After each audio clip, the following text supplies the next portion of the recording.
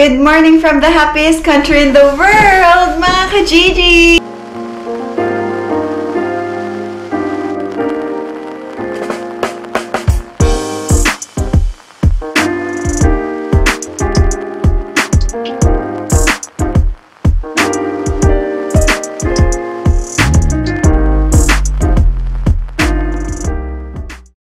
Hello mga ka-Gigi! Magandang tanghali sa inyong lahat from Finland. So, for today's video, tayo ay na-prank ng Finland. Kasi, ipapakita ko sa inyo kung bakit. Akala namin tapos na ang winter at spring na dito sa Finland. Pero pagising namin, tignan nyo kung ano ang ating view. Tara! Ayan lang naman mga ka-Gigi ang snow. Hala! Hala! Ba't may pumasok na snow dito sa ano?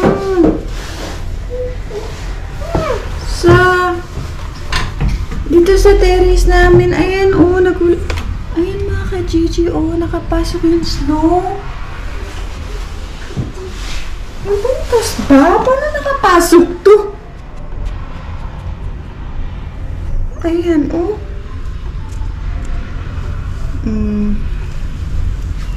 Ayan, mga ka-Gigi. Ang spring dito sa Finland ay ganyan. Snow pala. It's a prank! Ayan. Nagmo-moist.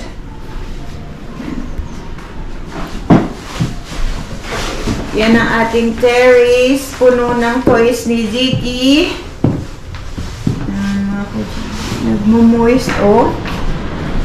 Tapos sobrang lakas ng hangin. Ayun na, nakita nyo mga ka-Gigi, nakita nyo yung puno. Sobrang pangit ng weather ngayon.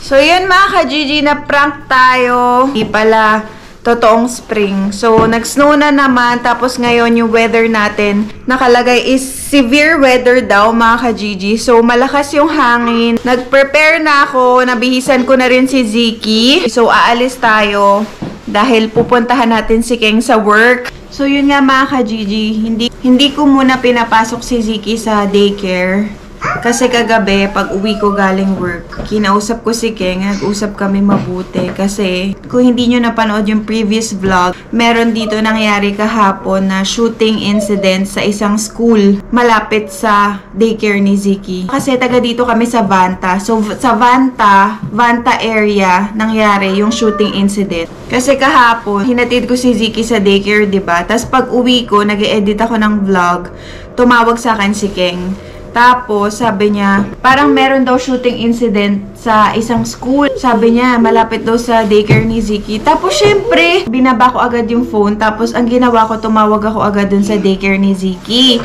Tapos, tumagot yung teacher niya. Tapos, tinanong ko kung okay lang ba lahat. Sabi ko, tumawag sa akin yung asawa ko. Sabi niya, meron daw shooting incident. Sabi niya, ando na daw sila sa loob lahat. Tapos, nakalock yung doors, pati nakasara lahat ng bintana. Yun yung sabi ng teacher. Sabi ko, kamusta si Ziki? Okay naman daw si Ziki. Ganyan, naglalaro kasama ng mga classmates niya. Sabi ko, paano nila nalaman na may shooting incident? Tumawag daw yung pinaka-principal, kumbaga, dun sa school, dun sa daycare, na sinabi na pasok lahat ng bata sa loob kasi nga merong shooting incident na nangyayari. Tapos yun mga ka-Gigi, grabe yung kaba ko, grabe talaga, parang gusto ko na siyang kuhain, parang gusto ko na siya sunduin agad. Tumawag ako kay Keng, sabi ko okay lang si Ziki. Tapos yun, grabe mga ka-Gigi, yung kung iisipin nyo, grabe, kahit sa school hindi pala safe, kahit dito sa Finland hindi pala safe. So, hindi mo rin talaga maiiwasan yung mga pangyayari. Talagang kahit saan, hindi na talaga safe.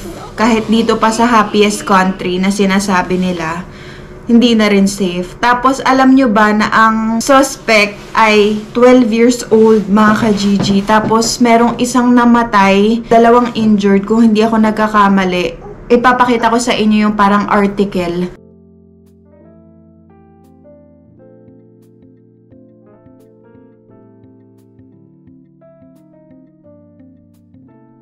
Tapos yun nga, ang suspect is 12 years old. Grabe, 12. Isipin nyo, sobrang bata nun, paano siya magkakabaril? So, ang sabi sa news, yung baril daw is pagmamay-ari nung isa sa relatives nila. Hindi pa alam yung motive kung ba't niya binaril, pero grabe yung trauma na napagdaanan ng mga bata tsaka ng mga magulang na nag-aaral dun sa school na yon. So, grabe lang, kahit ako, hindi man dun yung school ni Ziki, pero para ako na trauma, hindi sa pag-OOA. Kung kayo nasa posisyon namin, mga ka-Gigi, sa sitwasyon namin, talagang parang nakakatakot na. Kaya, kinausap ko si King na wag muna namin dalhin sa daycare si Ziki kasi natatakot ako. Parang napapangunahan na naman ako ng takot. So, yung anxiety ko na naman, umaatake na naman kasi parang kung ano-ano na naman naiisip ko. Baka mamaya, alam niyo, ayokong nang mag-isip ng kung ano-ano. Pero pinagpa-pray ko na lang. Pero hindi, sabi ko kay King, nakiusap ako kay King, kung pwede, wag muna namin dalhin si Ziki sa daycare. Tapos, ngayon, may pasok ako. Hindi ko dinala si Ziki, so may pasok ako mamayang hapon. So, dadali natin si Ziki kay King after nung work niya para makapasok ako sa work. Ganon muna mga ka-G. Kanina umaga, nag-message ako dun sa teacher ni Ziki na sabi ko hindi makakapasok si Ziki kasi sabi ko natakot kami sa nangyari kahapon. Kaya gusto ko muna parang pahinga muna si Ziki, ganon. Kasi, ewan ko hindi ko alam mga ka-Gigi, natakot talaga ako kasi isipin nyo biglang may shooting incident, 'di ba? Tapos parang dito pa yun sa area namin, tapos medyo malapit pa sa school ni Ziki, kaya sobrang nag-alala talaga ako. Hindi ko alam talaga yung mafe-feel ko kahapon, talagang grabe yung kaba ko, grabe yung takot ko, pero thank God, salamat sa Diyos, walang nangyaring masama kay Ziki, tsaka sa ibang bata na nandoon. Pero sobrang sorry at sobrang naaawa ako dun sa magulang nung namatayan. So, namatay ay isang 12 years old din. So, isipin nyo, grabe, sobrang bata pa nun, 'di ba? Pero, hindi ko alam mga ka-Gigi. Basta yun, binalita ko lang sa inyo. Yung nangyari kahapon. Si King pa talaga yung tumawag sa akin kasi wala akong kaalam-alam. Pala si Carla, yung ka-work ni King, ay nakita niya sa social media yung news, tapos sinabi niya kay King, tapos sinabi ni King sa akin. Ganon mga ka-Gigi. Kaya nakarating sa akin yung masamang balitang yun. Kailangan malupitan suot natin ngayon kasi grabe lakas ng snow sa labas. So, balik na naman tayo sa makapal na jacket, ilang layers ng suot. Ang problema pa nun, mga ka-Gigi, naitabi na namin yung mga pang-winter namin. Binaba na namin sa baba. Kasi ganun dito, kapag ka magsa-spring na o magsa-summer na, tinatabi muna namin yung mga gamit namin pang-winter sa storage area. Para may space kami dito. Sa cabinets, ganun. Kasi mahirap talaga pag 4 seasons, mga ka-Gigi. Spring, winter, summer, fall. Iba-iba ang sinusuot. Iba-iba yung jacket. Depende sa kapal. Ganun. Kaya, pero okay lang. Ganun talaga. Sinishare ko lang sa inyo kung paano. Kasi, ayun nga, yung weather natin today. Ay, tapos na yung winter, diba? Sabi. Tapos bigla ngayon, nag-snow na naman. So, hindi pala spring, mga ka-Gigi. Tapos yung problema ko, yung bonnet ko, nandun na sa baba. So wala akong bonnet na susuotin. So, igaganto ko na lang siguro yung hood. Yan. Tapos yung stroller ni Ziki, pinark pala ni King sa baba. So, kukuhain muna natin. Tapos ito yung bag niya. Tapos, tubig. Ito, mga ka-Gigi, tubigan ni Ziki.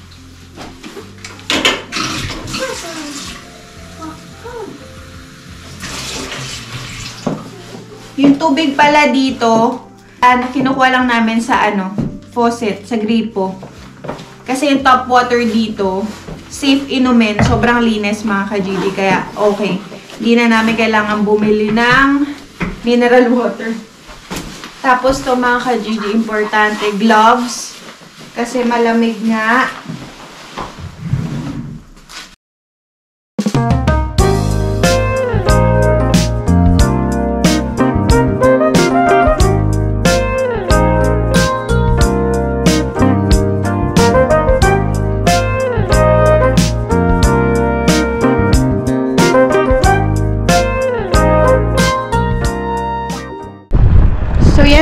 Gigi, dito na kami sa labas. Tignan nyo.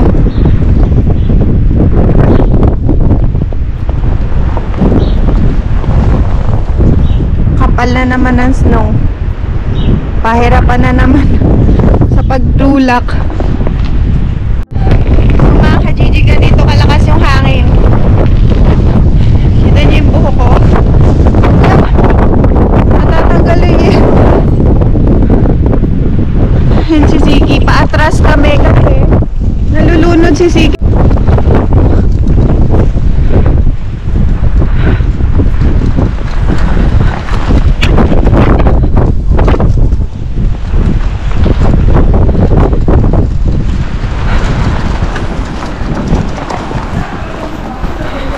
Parang may bagyo, mga ka-Gigi. Ganun ang datingan. Severe talaga. Severe weather today.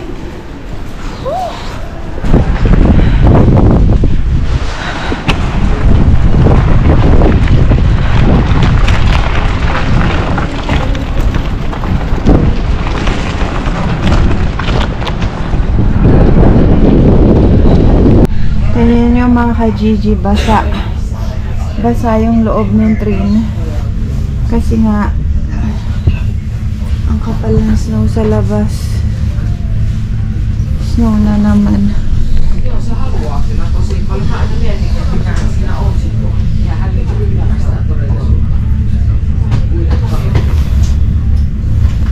So ngayon, mga ka-Gigi, pupunta tayo ngayon sa workplace ni King. Dadali natin si Ziggy doon. Kasama niya ngayon si Leo. Kaya, yun. Medyo maaga pasok ko ngayon, 3 ng hapon. Kaya, kailangan madala na agad natin si Ziggy doon kasi mahaba pa yung biyahe ko. Dahil iba na naman yung work ko ngayon, mga ka-Gigi. Sa ibang hotel na naman tayo. So, tingnan natin kung makakapag-vlog ako mamaya pagdating doon para mapakita ko sa inyo. Dito na kami sa bus stop, mga ka-Gigi. Waiting lang kami sa bus. 3 minutes yung bus. Grabe yung daan. Sobrang basa. Tapos madulas.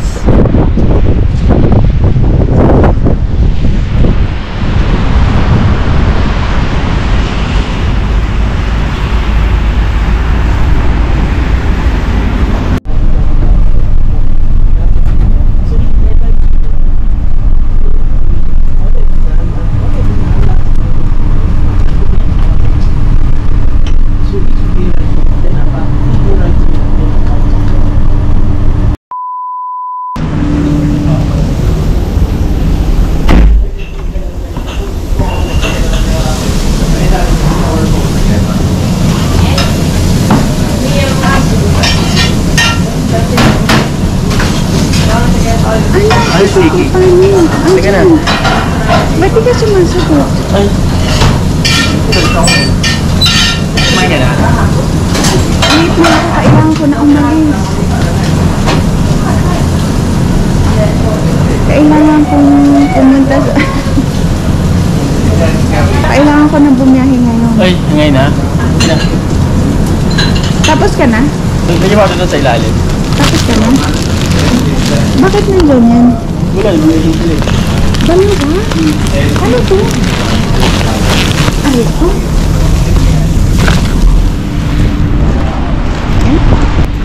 So, mga ka-Gigi, meron na namang uwi si King. Ang dami, oh! Sino may gusto?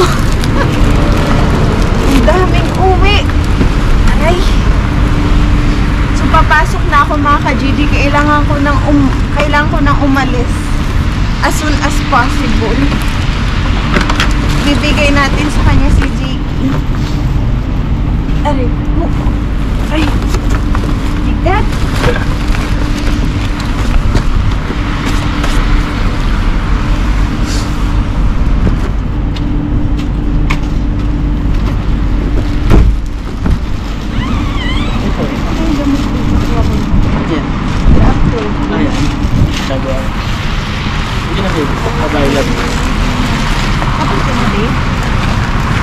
Busy kayo? Alin? Hindi. Sakto Busy lang. Eh, busy lang. Sakto lang. Pagod sa nangulong. Sigurado ka dyan? Wala. Ayun, nandiyan. Ah, dito? Ayun, oh. Malakas yan eh. Hindi. Mas mababa yan. Oo. Ay, yung burana mas mababa ata. Baka Bigyan iba mo- kaya ano ibibigay kay Jomel eh. Wala. Ano ba yung iba? Ang daming karne eh. Ano yung iba? Marami babe, ang daming karne. May frozen na chicken, may may kukunin pa akong liver. Eh, yung kay Ate Esther. Ang dami doon sa bahay, bibigyan ko nga sila pin eh. Oh, sige. Ha? Bigyan mo mga ka-Gigi. Sige, bye-bye. Subukan ko. Mag-vlog ka doon ha? Subukan ko. Para ibang ano naman. Naglalakad na ako papunta sa bus stop. So, kasi yung work natin today is sa may Vanta area. Malapit sa amin. Kaya, kailangan ko ulit bumalik doon. So, galing akong Vanta. Tapos, Helsinki tayo. Tapos, kailangan natin bumalik sa Vanta. So, struggle is real. Ang lamig pa. Ayan. Ito yung tatahakin natin daan. Pataas.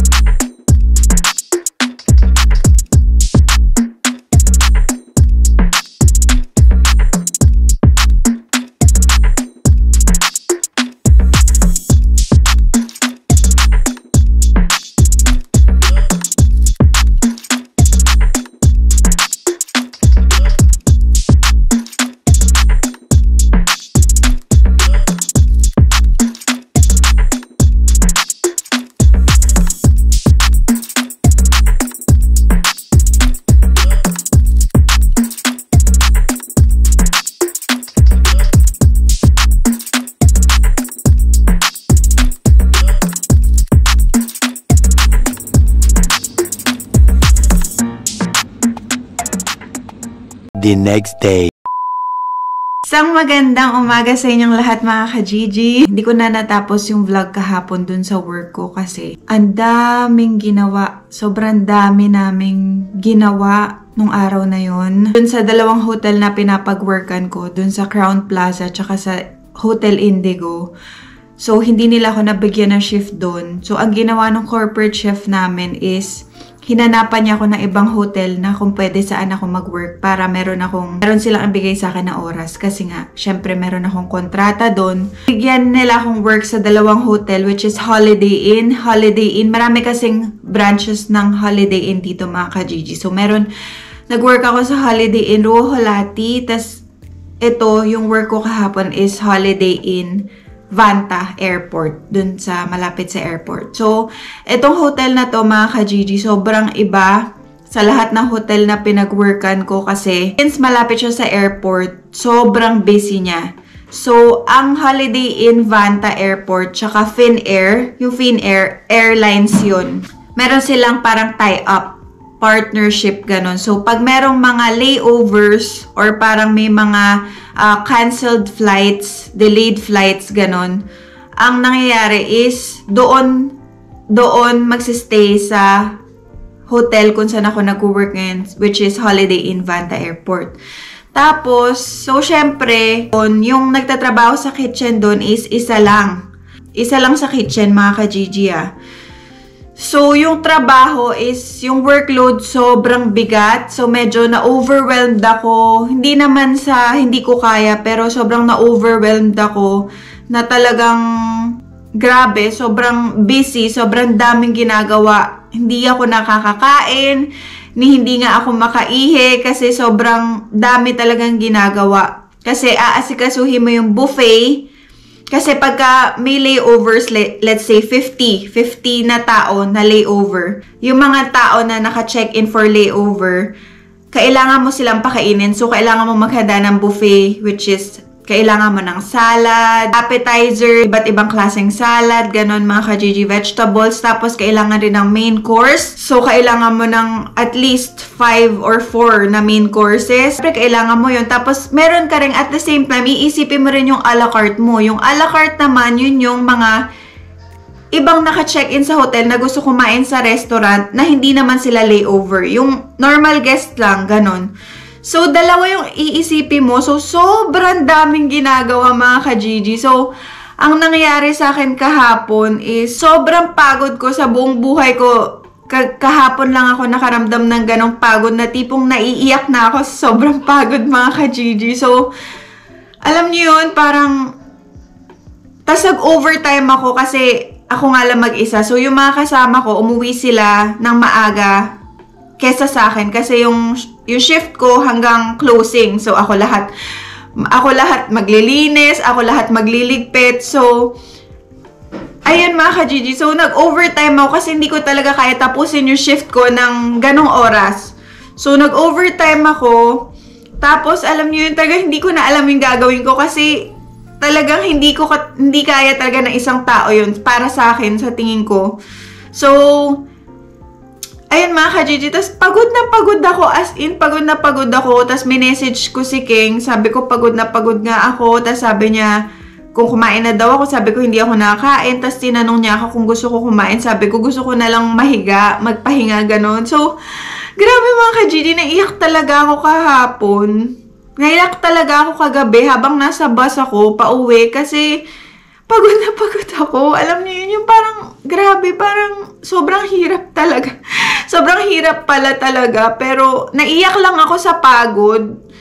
Ganon, parang, alam mo yung pagod na pagod yung utak mo. Parang stress. Stress na stress ako kagabi, mga ka-Gigi, dun sa shift na yun. Kasi, hindi ko alam gagawin ko. Parang, isang araw lang ako nag-training doon. Iba yung menu ng Crown Plaza, iba rin yung menu ng Holiday Inn. So, one day lang nila ako tinuruan. Tapos gusto nila, parang akala nila alam ko lahat sa isang araw. So, napaka-imposible nun mga ka-Gigi. Kahit kanino mo tanongin, sobrang imposible. So, alam niyo yun, parang naiyak talaga ako sa sobrang pagod. Tapos talagang umiiyak ako sa bus. Hindi ako nag-OA. Fair pa ba yun? Na parang naisip ko yung sinabi kasi kinausap ako nung supervisor sa restaurant.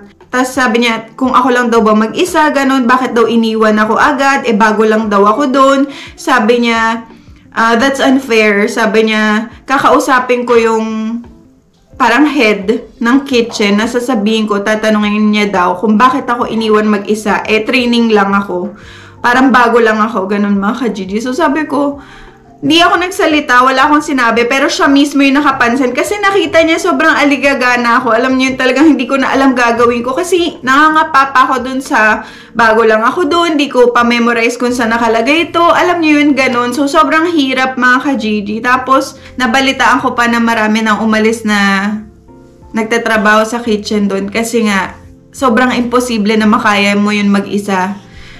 As in, imposible talaga mga ka-Gigi. Isipin nyo, pag meron kang layover na 100 na tao, tapos kailangan mo yun pakainin, yung 100 na yun, tapos solo ka lang, tapos kailangan mo pa ng a la carte, kailangan mo pa gawin yung orders kung meron dumating na order. So, napaka-busy sa hotel na yun. Kaya parang tingin ko, unfair na maglagay lang sila ng isang tao doon. Kailangan doon dalawa. Pero since nagtitipid nga daw, hindi ko alam kung anong rason nila. So nila, bakit isang tao lang sa kitchen. Pero sobrang unfair nun, mga ka-Gigi. Parang hindi na siya makatao. Kaya hindi ko alam kung anong gagawin ko.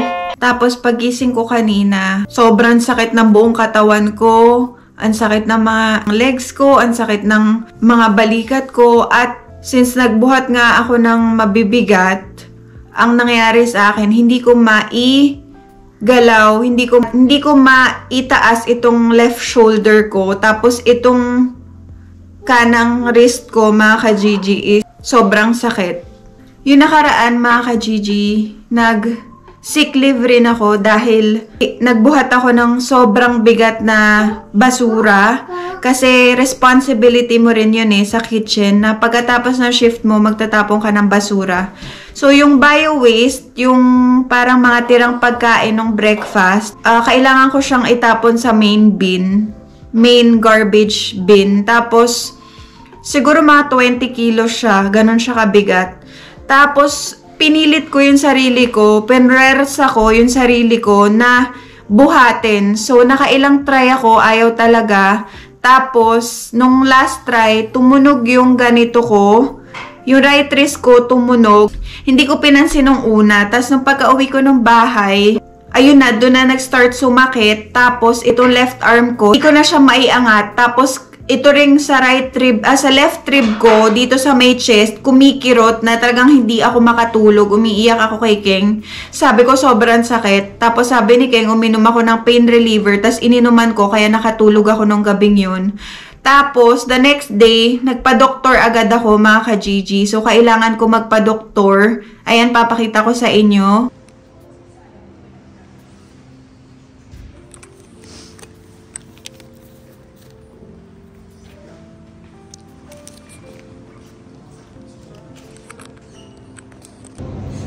Going to the insurance company lahit ako naman.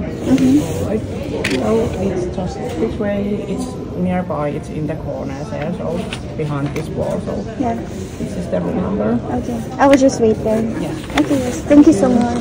Bye.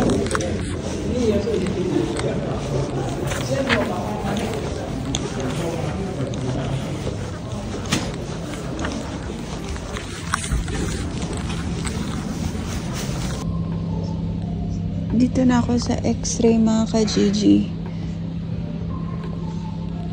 Hintayin ko lang tawagin ako. Ito yung number.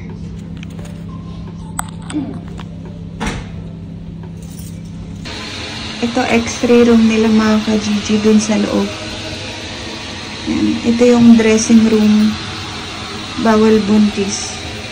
Balik na tayo dun sa doktor. Pinapabalik tayo ni Dok.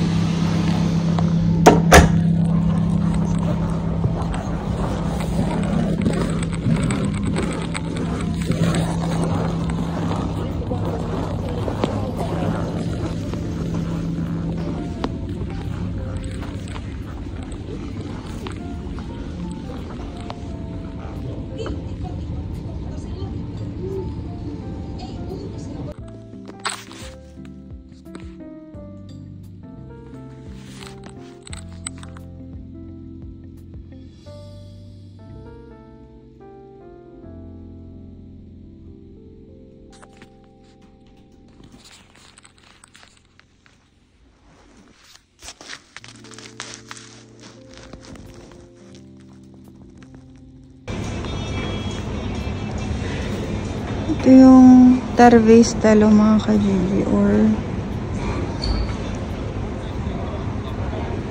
yung pinaka hospital. Ang ganda. Bakit? Ano yan? Support. Lagyan ako ng ganito mga ka-Gigi. Ano Converse? Sakit. Hindi na papalitan yung sintas.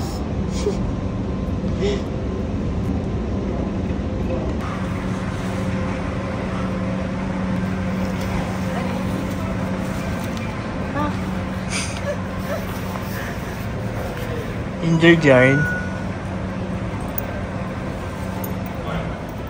Mahapde.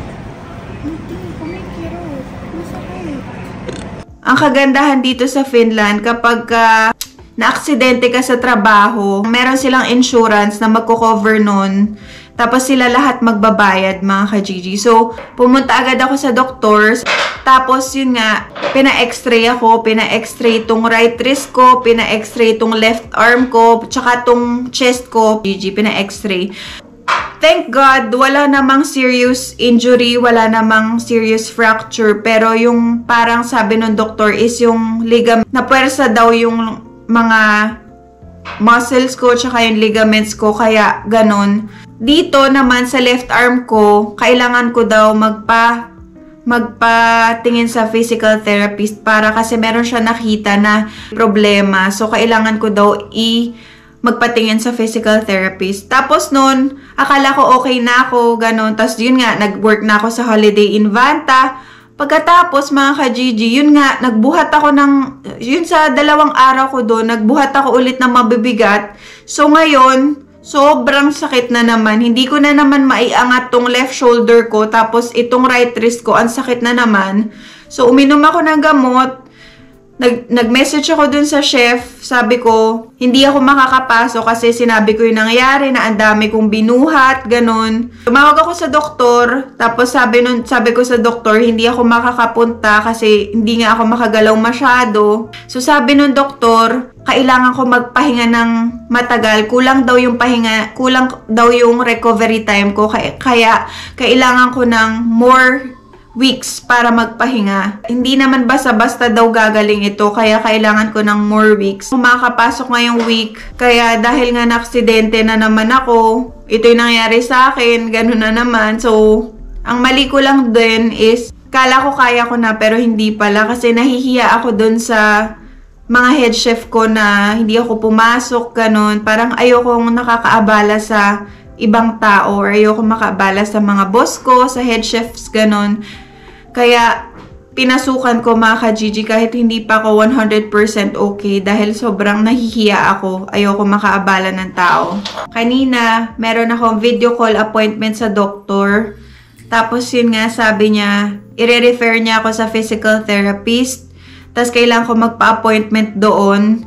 Pero binigyan niya ako ng sick leave certificate kasi ganun dito sa Finland, mga ka-Gigi. Kailangan mo nun para i-send mo yun sa head chef mo. Tapos para bayad pa rin yung araw na meron kang pasok. Kasi naka-sick leave ka nga. Babayaran nila yun, mga ka-Gigi, basta meron ka ng doctor certificate na nagpapatunay na hindi ka pwedeng mag-work. Kasalanan ko rin kasi pinwersa ko yung sarili ko. Akala ko okay na ako, pero hindi pala. So, lesson learned to sa akin na next time, isipin ko muna yung sarili ko, wag ibang tao. Kasi nga, nahihiya ako dun sa mga boss ko, kaya pinasukan ko. Tapos, yun, binigyan nila ako nung parang yung support dito sa kamay. Binigyan nila ako, so kailangan ko ulit yun suotin. Kasi tinanggal ko yun last Friday dahil akala ko okay na. Yun, so ngayon kailangan ko yung ibalik, sabi ng doktor. Tapos, kailangan ko rin ngayon magpa-schedule sa physical therapist as soon as possible para matulungan ako dito sa left arm ko naman, mga ka-Gigi, kasi meron ngang problema. Hindi ko siya maiangat ng todo. So, sobrang sakit niya. So, uminom na ako ngayon ng pain reliever. Ayun, mga ka-Gigi, in-update ko lang kayo kung ano yung nangyari sa akin kahapon. Pero nangyayari talaga yun. Di mo maiwasan na aksidente sa ganitong trabaho, lalo na sa work namin kasi maraming pwede mangyari. Like, last time, di ba, nahiwa ako. Ganun. Pinagalitan rin ako nung corporate chef ko noon. Sabi niya, kamusta na daw yung hiwa ko sa kamay. Sabi ko, medyo okay naman. Sabi ko, naka-band-aid naman pagka nag-work ako. Sabi niya, hindi yun. Sabi niya, next time, kailangan mo i-report kahit ganyan kasi unahin mo muna yung sarili mo. Sabi nung corporate chef namin na kailangan ang number 1 priority is yung health mo, yung safety mo. Kaya, even yung knife cut pala mga ka-Gigi, pag nahiwa ka, kailangan mo yun i-report sa kanila para maipasok nila sa insurance, ganun. So, sabi niya, next time daw, pagka ganun, pwede na akong pumunta ng doktor or umuwi. Sabi ko, hindi ako nakauwi nun dahil nahihiya ako sa kasama ko dahil nung time na yun, busy kami mga ka-Gigi. So, kahit na sobrang dugong-dugo na yung kamay ko na talagang ang lalim ng hiwa, pero pinilit ko pa rin na matapos yung work ko kasi ayoko iwanan yung kasama ko nun kasi kailangan niya ako eh. Busy kami nun eh. So, pag umuwi ako, wala siyang makakatulong. So, naawa ako mga ka-Gigi. So, inisip ko pa rin yung ibang tao kaysa sa sarili ko. Which is sabi nung corporate chef, next time, pumunta ka kaagad sa doktor. Unahin mo yung sarili mo. Yun yung sabi ng corporate chef namin. Yun yung sabi niya sa akin. Yun yung advice niya sa akin. So, next time, alam ko na mga ka-Gigi, pero nagiging professional lang ako dito sa trabaho na to. So yun mga ka-Gigi, ito, suot ko na yung pinaka-support. Kailangan ko ulit to suotin kasi sabi ng doktor, kailangan ko daw to ibalik. Yung right wrist ko yung isang may problema kasi nga napuwersa to nung nagbuhat ako ng mabigat na basura mga ka-Gigi. Ayun, so kailangan ko to suotin ngayon. Hindi ko na rin nadala si Siki sa daycare kasi nga hindi ako makakilos na maayos mga ka-Gigi. Si Keng meron siyang work. So ngayon, sick leave ako. Hindi ako makapasok sa mga susunod na araw or weeks. Hindi ko pa alam. So ganyan yung itsura niya mga ka-Gigi. Ganto. Yan. Pinaka-support to sa right na wrist ko. Ganyan siya.